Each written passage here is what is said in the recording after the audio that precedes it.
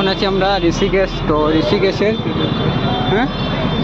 Diwali market, এখানে হচ্ছে দিওয়ালির আমরা আছি এখন ঋষিকেশ ত্রিবেণী ঘাটে। তো এখান থেকে আমরা গিয়েছিলাম ঋষিকেশ মার্কেট।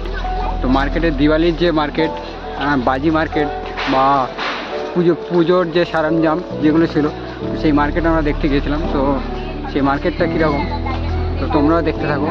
আমার মনে হয় যে আমার দেখা সবথেকে সেরা মার্কেট যদি হয়ে থাকে তাহলে ঋষিকেশের এই দিওয়ালির যে মার্কেটটা। তো দেখতে থাকো এবং দেখাতে থাকো। আগামীকাল আমরা বদ্রীনাথ থেকে পৌঁছে গিয়েছিলাম ঋষিকেশে রাত্রে স্টে করেছিলাম এবং বিকেলে আমরা ঘুরতে বেরিয়েছিলাম ঋষিকেশ মার্কেট। তো আজকের চলছে দিওয়ালির মার্কেট। দিওয়ালির মার্কেটে কীরকম দেখতে হয় তো তারই একটা ভিডিও বানালাম। আসুন এক ঝলকে দেখে নিন ঋষিকেশ মার্কেট।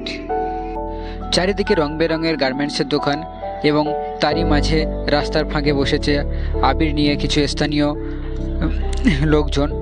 আর পুজোর মার্কেট হিসাবে আজকের ভিড় ছিল অতুলনীয় এবং দিওয়ালি উপলক্ষে রাস্তাটাকে সাজিয়ে তুলেছে।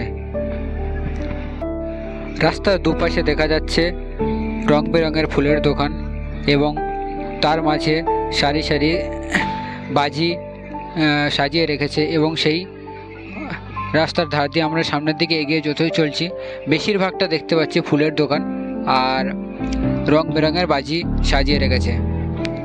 তো আজ দিওয়ালি এছাড়াও ছিল লক্ষ্মী পুজো উপলক্ষে তো বাজারে রং বেরঙের লক্ষ্মী প্রতিমাও দেখতে পাওয়া যাচ্ছিল।